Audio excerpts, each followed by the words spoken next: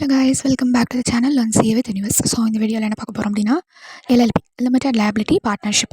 So இந்த ஆக்டில் என்னெல்லாம் சொல்லியிருக்காங்க, என்ன இன்ட்ரடக்ஷன், ஸோ என்ன மெயினான திங்ஸ் என்ன இருக்குது, ஃபைனலாக என்னென்ன மெயின் கொஸ்டின்ஸ் இருக்குது, எல்லாமே இந்த வீடியோவில் சொல்கிறேன். ஸ்கிப் பண்ணாமல் ஃபைனல் எண்ட் வரைக்கும் பாருங்கள். Okay, let's go into the video. So first limited liability partnership. Okay, இது எப்படி உருவானுச்சு அப்படின்னு சொல்லிட்டு பார்த்துக்கலாம். Shorter intro. Okay, so ministry of law justice என்ன பண்ணாங்க அப்படின்னா, ஃபஸ்ட்டு இந்த மாதிரி எல்எல்பி ஆக்ட் 2013 கொண்டு வந்தாங்க. அது எப்படின்னா, ஃபஸ்ட்டு பில் பாஸ் பண்ணாங்க. அதுக்கப்புறம் பிரசிடென்ட் பில்லை அசென்ட் வாங்கினாங்க. அதுக்கப்புறம் எல்எல்பி ஆக்டாக வந்துச்சு. ஓகே, ஸோ அது என்னன்னா, ஒரு லிமிடெட் லைபிலிட்டி பார்ட்னர்ஷிப் கம்பெனி எப்படி ஃபார்ம் பண்ணணும், அதுக்கான ரூல்ஸ் அண்ட் ரெகுலேஷன்ஸ் என்ன, அது எல்லாமே சொல்கிறது தான். ஓகே, ஸோ அந்த லிமிடெட் லைபிலிட்டி பார்ட்னர்ஷிப் அந்த ஃபார்மை ஓப்பன் பண்ணுறதுக்கு என்னென்ன ஃபார்மேஷன் பண்ணுறதுக்கு என்னென்ன ரூல்ஸ் அண்ட் ரெகுலேஷன்ஸ் அப்படின்னு சொல்லி அதுக்கான ப்ரொவிஷன்ஸ் பேசுகிறது தான் இந்த எல்எல்பி ஆக்ட். ஓகே, ஸோ இதில் மொத்தம் 81 செக்ஷன்ஸ் இருக்குது. அதில் 81st செக்ஷன் ஒமிட் பண்ணியிருக்காங்க. இதில் மொத்தம் 4 ஷெடியூல்ஸ் இருக்குது. 4 ஷெடியூல்ஸ் இருக்குது. ஓகே, அதில் ஃபஸ்ட்டு என்னென்னா mutual rights and duties of the partners. So அந்த எல்எல்பியில் இருக்க பார்ட்னர்ஸ் இருக்காங்க. ஸோ அவங்களுடைய மியூச்சுவல் ரைட்ஸ் என்னென்ன ரைட்ஸ், என்னென்ன உரிமையெல்லாம் இருக்குது அப்படிங்கிறத பார்ப்போம். அதுக்கப்புறம் ஒரு நார்மல் ஃபர்மை எல்எல்பியாக கன்வெர்ட் பண்ணணும்னா என்ன அப்படிங்கிறது தான் ஷெடியூல் 2ல் இருக்கும். ஷெடியூல் 3ல் என்னென்னா ப்ரைவேட் கம்பெனி எல்எல்பியாக மாறணும்னா என்ன அப்படின்னு சொல்லியிருக்கும். நெக்ஸ்ட் 4th ஷெடியூலில் அன்லிஸ்டட் பப்ளிக் கம்பெனி எல்எல்பியாக மாறணும்னா என்ன அப்படின்னு சொல்லி தான் 4th ஷெடியூலில் இருக்கும். கேடன். ஸோ இது இந்தியன் பார்ட்னர்ஷிப் ஆக்ட் வேறு, எல்எல்பி வேறு. ஸோ இந்தியன் பார்ட்னர்ஷிப் ஆக்ட் எல்எல்பியில் அப்ளை ஆகாது.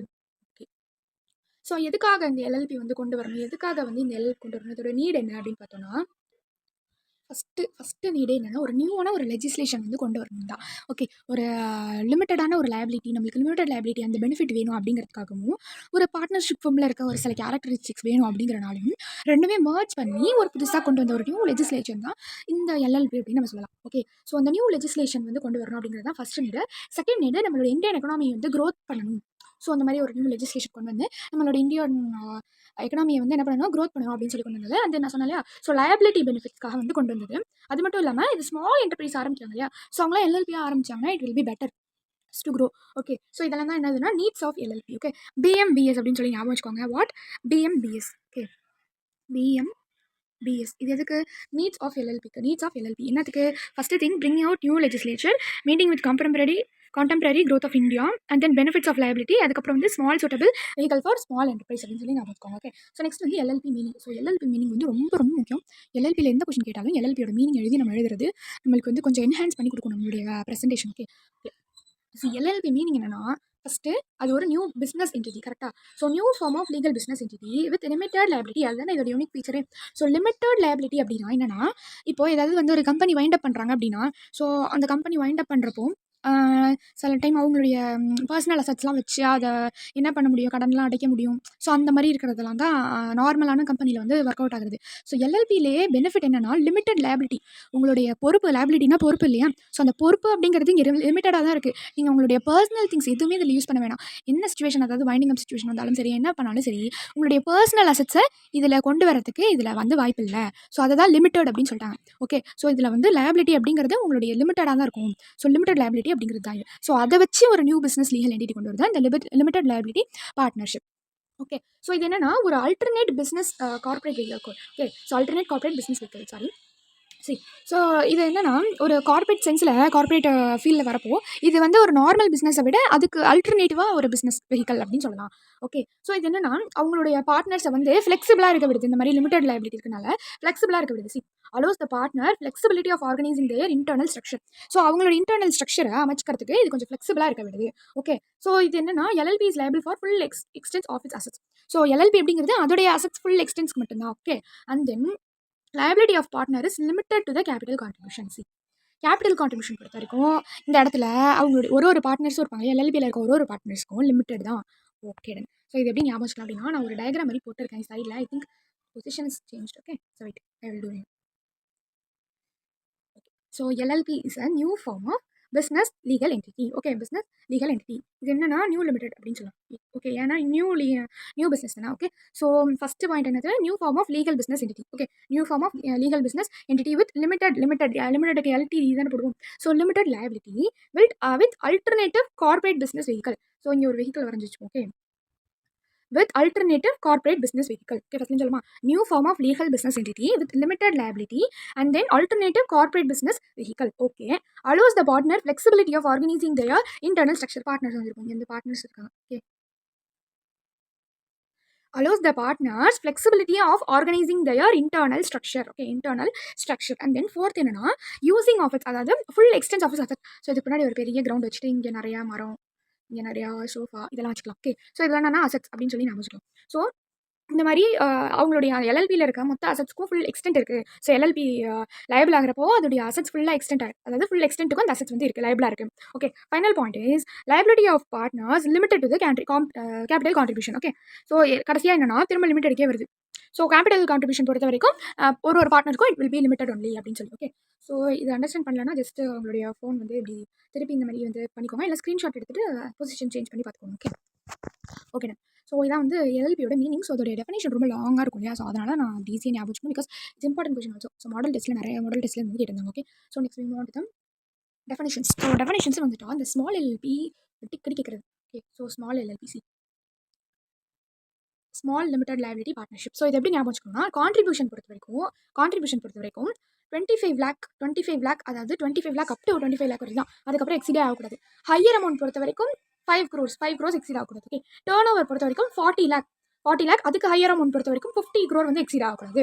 ஓகே, 50 crore வந்து எக்ஸிட் ஆகக்கூடாது. Okay done. ஸோ இதான் வந்து ஸ்மால் லிமிடெட் லைபிலிட்டி பார்ட்னர்ஷிப்கான இம்பார்ட்டன்ட் டெஃபினிஷன்ஸ் வந்து ஃப்ரீக்வெண்ட்டாக கேட்டிருக்கேன். நெக்ஸ்ட் வந்து கேரக்டரிஸ்டிக்ஸ் பொறுத்த வரைக்கும் it's simple only. So first characteristics என்ன அப்படின்னா எல்எல்பி அப்படிங்கிறது ஒரு பாடி கார்பரேட். ஓகே, எல்எல்பி அப்படிங்கிறது ஒரு பாடி கார்பரேட், அதுக்கு வந்து பர்பெக்சுவல் சக்ஸஷன் வந்து இருக்குது. ஸோ எல்எல்பி வந்து அவங்களுடைய எக்ஸிஸ்டன்ஸ் வந்து ரொம்ப நாள் கண்டினியூ பண்ணலாம், ரெஸ்பெக்டிவ் என்ன பார்ட்னர் வந்து சேஞ்ச் பண்ணாலும் சரி. ஸோ என்ன டெத்தா, இன்சானிட்டி, ரிட்டைர்மெண்ட் என்ன மாதிரியான பார்ட்னர் சேஞ்ச் பண்ணாலும் எல்எல்பியில் எந்த ஒரு இம்பாக்டும் இருக்காது. ஸோ அதுதான் என்ன சொல்கிறாங்கன்னா பர்பெக்சுவல் சக்ஸஷன் அப்படின்னு சொல்கிறாங்க.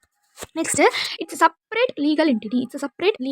ஓகே, ஸோ இதில் வந்து லைபிலிட்டி பொறுத்த வரைக்கும் லிமிடெட் தானே. ஸோ கிரெடிட்டார்ஸ் வந்து என்னன்னா அவங்களுக்கு பணம் கொடுக்கணும் அப்படின்னு இருந்தாலும் ஸோ அவங்க செப்பரேட்டாக தானே இருக்காங்க. ஸோ இந்த இடத்துல அதனால் இவங்க என்ன சொல்கிறாங்கன்னா செப்பரேட் லீகல் என்டிட்டி அப்படின்னு சொல்கிறாங்க. ஓகே தான். நெக்ஸ்ட் திங் வந்து மியூச்சுவல் ஏஜென்சி. இது என்ன கேரக்டரிஸ்டிக்ஸ் அப்படின்னா இந்த இடத்துல எந்த ஒரு பார்ட்னர் வந்து இன்னொரு பார்ட்னரோட என்ன பண்ணலாம் அப்படின்னா எவ்வளோ பார்ட்னர் இருந்தாலும் தனித்தனியாக ஸோ அவங்க எல்லாமே ஒரே ஏஜென்சியாக இருக்கிறதா தான் இங்கே கருதப்படுது அப்படின்னு சொல்கிறாங்க. ஓகே, ஸோ அதான் என்ன சொல்கிறாங்கன்னா மியூச்சுவல் ஏஜென்சி சொல்கிறாங்க. நெக்ஸ்ட் திங் வந்து common seal.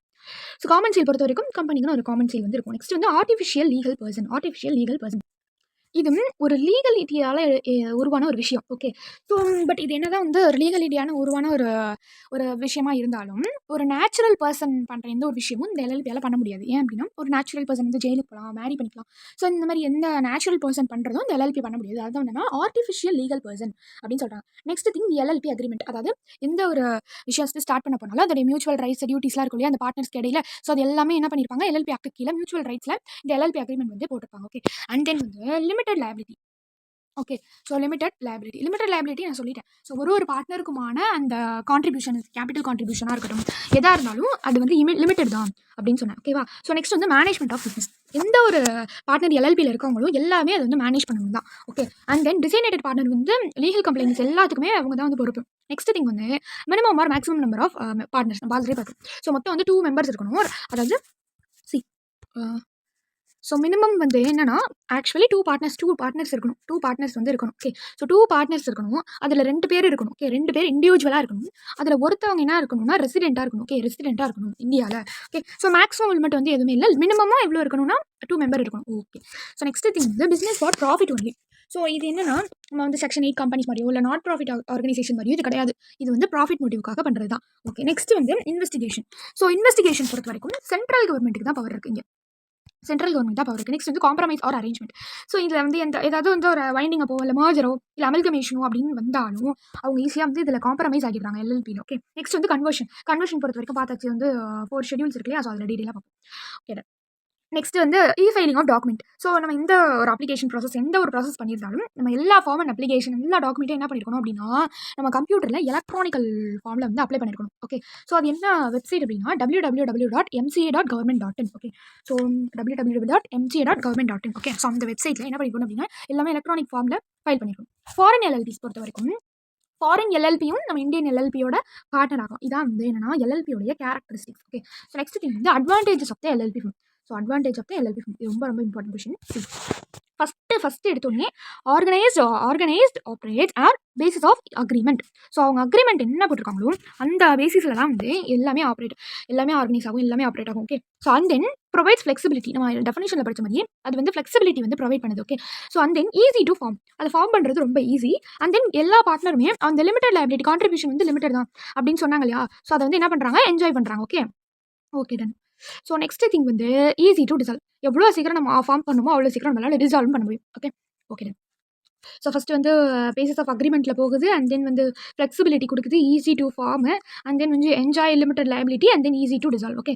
So AF triple E. Okay. AF triple E. Okay. Agreement, flexibility, easy to form and then வந்து enjoy limited liability, easy to dissolve. Okay. That's all. Okay done. So இதுக்கப்புறம் வரதெல்லாம் definitions and designated partners, அந்த liability of designated partners, இது எல்லாமே ரொம்ப இம்பார்ட்டண்ட்டான விஷயம். So don't skip guys, wait for second part. Okay. Until then this is Shweta signing off. Thank you.